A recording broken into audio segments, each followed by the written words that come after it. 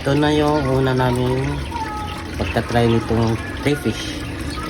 Sa mga nagtatanong ng mga kakilala, kaibigan, kapuso, kapamilya, kapatid, ito na po ang pinagkakabalahan at pinagkakabisihan ko ngayon, ang pag-aalaga ng insektong ito ang tinatawag na ipis o scorpion.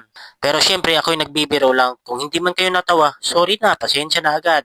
Okay, sige po, magseryoso na po ako kasi seryoso na po talaga ako sa pag-aalaga nitong tinatawag na crayfish na ito na soon to be my business. Dahil naghahanap ako ng kakaibang pagkakitaan, ito yung una kong nakita at napansin sa Facebook. Sa kakapanood ko about crayfish, nagkaroon agad ako ng interest para mag-alaga.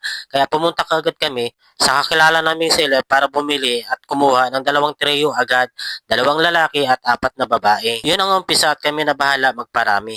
Sa mga magtatanong kung magkapamilya ba ang lobster o ang crayfish, may sagot ako dyan dahil hindi lang naman si Kuya Kim ang maraming alam kundi ako din. At hindi po sila magkapamilya. Ang crayfish ay sa ilog tabang while ang lobsters naman ay sa dagat alat.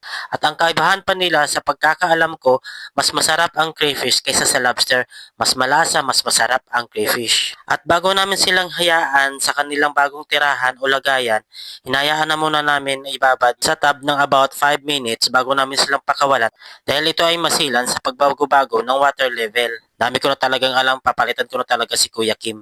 At dahil hindi pa namin afford bumili ng pan o gumawa ng pan, ito na muna pansamantala ang binili namin, yung mga kahon-kahon na muna. Saka na pag dumami na din sila, nilagyan namin yan ng mga PVC kasi yun yung mga taguan nila kasi territorial mga crayfish.